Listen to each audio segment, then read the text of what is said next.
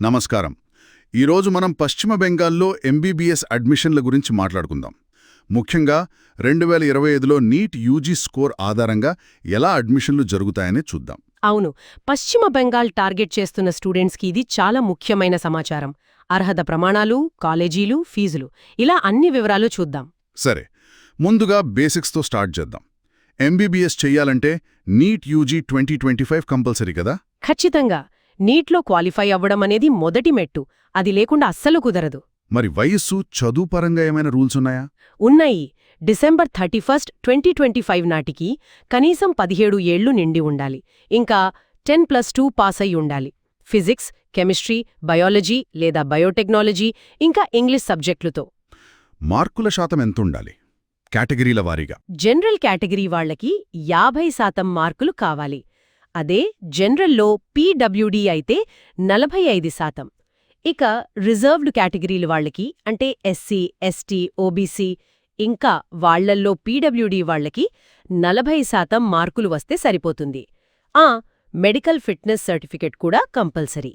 Okay, qualify అయ్యాక next step domicile అనుకుంటా. State quota సీట్ల కోసం ఇది చాలా ముఖ్యం కదా? అవునవును, చాలా ముఖ్యం.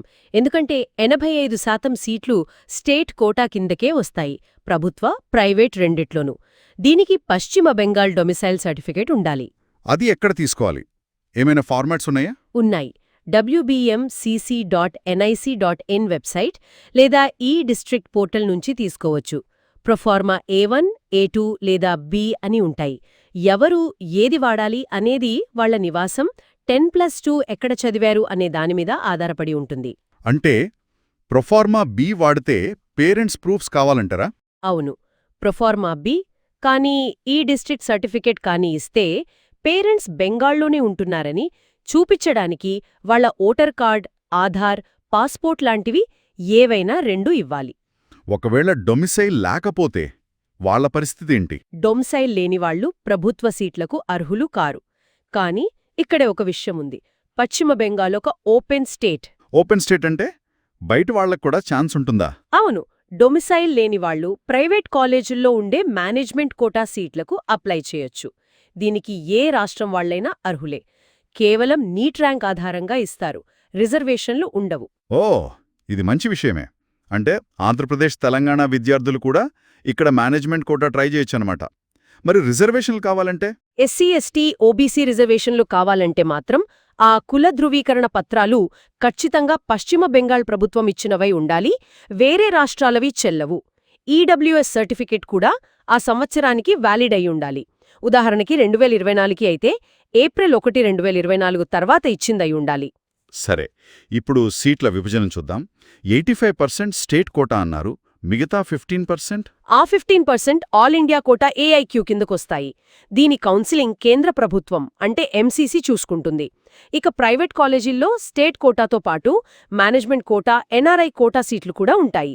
మొత్తం ఎన్ని సీట్లు కాలేజీలు ఉండొచ్చు సుమారుగా? సుమారుగా ఒక 5050 ఎంబీబీఎస్ సీట్లుంటాయి. అందులో ప్రభుత్వ కాలేజీల్లో దాదాపు 3700, ప్రైవేట్లో 1350. మొత్తం 34 కాలేజీలున్నాయి, 25 ప్రభుత్వ, 9 ప్రైవేట్. కళ్యాణిలోని ఏఐఎంఎస్ని కూడా ప్రభుత్వ సంస్థగానే లెక్కిస్తారు.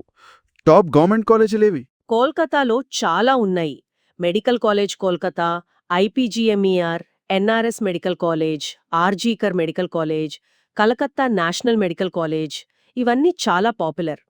వాటితో పాటు బర్ధ్వాన్, నార్త్ బెంగాల్, బంకురా మెడికల్ కాలేజ్లు కూడా మంచివే. మరి ప్రైవేట్లో?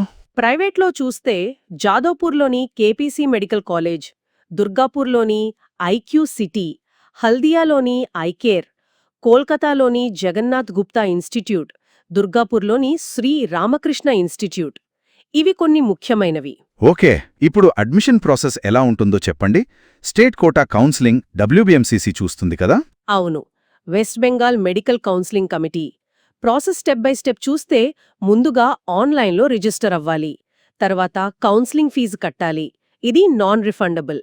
పోయినసారి జనరల్కి 2000, రిజర్వ్డ్కి 1500 ఉండేది. ఫీజు కట్టాక తర్వాత వాళ్ళు చెప్పిన సెంటర్కి వెళ్లి ఒరిజినల్ సర్టిఫికేట్స్ వెరిఫికేషన్ చేయించుకోవాలి. దీన్ని ఫిజికల్ డాక్యుమెంట్ వెరిఫికేషన్ అంటారు. ఇది చాలా ముఖ్యం. వెరిఫికేషన్ అయిపోయాకే కాలేజీ ఆప్షన్స్ ఇవ్వాలా? అవును, వెరిఫికేషన్ సక్సెస్ అయితేనే చాయిస్ ఫిల్లింగ్ లాకింగ్ చేయడానికి పర్మిషన్ వస్తుంది. అంటే మీకు నచ్చిన కాలేజ్లు కోర్సుల లిస్ట్ని ఆర్డర్లో పెట్టి లాక్ చేయాలి. ఆ తర్వాత సీట్ అలాట్మెంట్ జరుగుతుందా? కరెక్ట్. మీ నీట్ ర్యాంక్, మీ కేటగిరీ, మీరు పెట్టిన చాయిస్ల ఆధారంగా సీటు కేటాయిస్తారు. సీట్ వస్తే వాళ్ళు చెప్పిన టైంలోపు ఆ కాలేజీకి వెళ్లి ఒరిజినల్ డాక్యుమెంట్స్ ఇచ్చి ఫీజు కట్టి అడ్మిషన్ కన్ఫర్మ్ చేసుకోవాలి. ఎన్ని రౌండ్స్ ఉంటాయి సాధారణంగా? మామూలుగా అయితే రౌండ్ 1, రౌండ్ 2, రౌండ్ 3 ఉంటాయి. ఆ తర్వాత కూడా సీట్లు మిగిలితే స్ట్రే వేకెన్సీ రౌండ్ అని ఒకటి పెడతారు. ఇది కొన్నిసార్లు ఆన్లైన్, కొన్నిసార్లు ఫిజికల్గా జరగవచ్చు. ఒకవేళ రౌండ్ 1లో సీట్ నచ్చకపోతే లేదా రౌండ్ 2లో వచ్చిన సీట్ వద్దు అనుకుంటే? రౌండ్ 1లో ఫ్రీ ఎగ్జిట్ ఉంటుంది. అంటే సీట్ వచ్చినా చేరకపోయినా ఎలాంటి నష్టం ఉండదు. తర్వాత రౌండులలో పాల్గొనవచ్చు. కానీ రౌండ్ 2లో సీటొచ్చి మీరు చేరకుండా వదిలేసినా లేదా చేరి తర్వాత మానేసినా మీరు కట్టిన సెక్యూరిటీ డిపాజిట్ పోతుంది. ఇంకా తర్వాతి స్టేట్ కోటా రౌండులకు అర్హత కోల్పోవచ్చు. రౌండ్ 3 నుంచైతే సీట్ వదులుకునే ఛాన్స్ దాదాపు ఉండదు. రూల్స్ ఏటా కొంచెం మారొచ్చు. నోటిఫికేషన్ జాగ్రత్తగా చూడాలి. కటాఫ్ల సంగతేంటి? ఎంత ర్యాంక్ వస్తే సీటొస్తుంది? కటాఫ్లు ప్రతి ఏటా మారుతూనే ఉంటాయి. పేపర్ టఫ్నెస్, రాసిన వాళ్ల సంఖ్య, సీట్ల సంఖ్య, ఇలా చాలా ఫ్యాక్టర్స్ ఉంటాయి. సహజంగానే కోల్కతాలోని టాప్ గవర్నమెంట్ కాలేజీలకు చాలా మంచి ర్యాంక్ రావాలి. ప్రైవేట్ కాలేజీల్లో ఎన్ఆర్ఐ కోటాకు ఇంకా తక్కువ ఉండొచ్చు. ఒకవేళ ఇద్దరు స్టూడెంట్స్కి ఒకే మార్కులు వస్తే అప్పుడు టై బ్రేకింగ్ రూల్స్ వాడతారు. మొదట బయాలజీ మార్కులు చూస్తారు. అవి కూడా సేమ్ అయితే కెమిస్ట్రీ, ఆ తర్వాత ఫిజిక్స్ మార్కులు చూస్తారు. అప్పటికి టై ఉంటే ఎవరు తక్కువ నెగటివ్ మార్కులు తెచ్చుకున్నారో వాళ్లకి ప్రిఫరెన్స్ ఇస్తారు. ఫీజుల గురించి చెప్పండి. గవర్నమెంట్కి, ప్రైవేట్కి చాలా తేడా ఉంటుందా? అవును, చాలా అంటే చాలా తేడా ఉంటుంది. గవర్నమెంట్ కాలేజుల్లో ఫీజు చాలా తక్కువ. సంవత్సరానికి బహుశా 7,000 లోపే ఉండొచ్చు. హాస్టల్ ఫీజు అదనం. వామ్మో, అంతేనా? మరి ప్రైవేట్ సంగతి? ప్రైవేట్లో స్టేట్ కోటా సీటుకే సంవత్సరానికి సుమారు 4 లక్షల నుంచి 5.5 లక్షల వరకు ఉంటుంది. అదే మేనేజ్మెంట్ కోటా అయితే ఇంకా ఎక్కువ, సుమారు 16 లక్షల నుంచి 22 లక్షల వరకు కూడా వెళ్ళొచ్చు సంవత్సరానికి. ఎన్ఆర్ఐ కోటా ఫీజు ఇంకా ఎక్కువ ఉంటుంది. ఓహో, ఈ ఫీజుల వల్లే ఆంధ్ర లాంటి రాష్ట్రాల వాళ్ళు కూడా మేనేజ్మెంట్ కోటా కోసం వెస్ట్ బెంగాల్ వైపు చూస్తారేమో. అలాగే బెంగాల్ వాళ్ళు కూడా ఫీజులు తక్కువ ఉన్నాయని ఆంధ్ర వైపు వెళ్లే అవకాశం ఉందా? ఖచ్చితంగా. ఫీజు అనేది చాలా పెద్ద ఫ్యాక్టర్. ఆంధ్రప్రదేశ్లో కూడా మంచి ప్రైవేట్ మెడికల్ కాలేజీలున్నాయి. వాటి ఫీజులు బెంగాల్ మేనేజ్మెంట్ కోటాతో పోలిస్తే ఎలా ఉన్నాయో చూసుకుంటారు. అలాగే బెంగాల్ విద్యార్థులు కూడా ఆంధ్ర, కర్ణాటక లాంటి రాష్ట్రాలలోని కాలేజీలను, అక్కడి ఫీజులను పరిశీలిస్తారు. ఆంధ్రప్రదేశ్లోనే కొన్ని మంచి మెడికల్ కాలేజీల పేర్లు చెప్పగలరా? Andhra medical college Visakhapatnam, Guntur medical college, Kurnool medical college ఇవన్నీ ప్రభుత్వ రంగంలో చాలా పేరున్నవి. ప్రైవేట్లో నారాయణ, నెల్లూరు, ఎన్ఆర్ఐ అకాడమీ గుంటూరు, సిద్ధార్థ, విజయవాడ వంటివి ఉన్నాయి. సరే, మళ్ళీ బెంగాల్ విషయానికొస్తే ప్రభుత్వ కాలేజీల్లో బాండ్ ఏమైనా ఉంటుందా? ఉంటుంది. గవర్నమెంట్ కాలేజ్లో సీటొస్తే కోర్స్ మధ్యలో మానేస్తే ₹1,00,000 పెనాల్టీ కట్టాలని ఒక బాండ్ రాయించుకుంటారు. అడ్మిషన్ టైంలో ₹100 స్టాంప్ పేపర్ మీద నోటరీ చేయించి ఇవ్వాలి. ఇక చివరిగా అడ్మిషన్కి రెడీ చేసుకోవాల్సిన ముఖ్యమైన డాక్యుమెంట్లేంటి? ఒక లిస్ట్లా చెప్తారా? సరే, NEET UG 2025 admit card, rank card, state quota అయితే డొమిసైల్ సర్టిఫికెట్, 10వ తరగతి admit card, date of birth కోసం, 10+2 మార్క్షీట్, పాస్ సర్టిఫికెట్, ఒరిజినల్స్ వాళ్లే ఉంచుకుంటారు.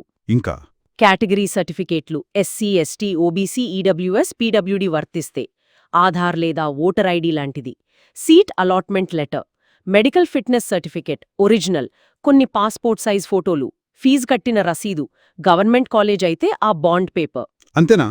ఇంకేమైనా అడుగుతారా? కొన్ని కాలేజీలు యాంటీ ర్యాగింగ్ అఫిడవిట్లు, స్కూల్ లీవింగ్ లేదా మైగ్రేషన్ సర్టిఫికేట్ లాంటివి కూడా అడగచ్చు. లిస్ట్ ముందే చెక్ చేసుకోవడం మంచిది. బీడీఎస్, ఆయుష్ కోర్సుల పరిస్థితి ఏంటి? వాటికి కూడా ఇదే కౌన్సిలింగా? బీడీఎస్ సీట్లను కూడా ఇదే WBMCC కౌన్సిలింగ్ ద్వారా భర్తీ చేస్తారు.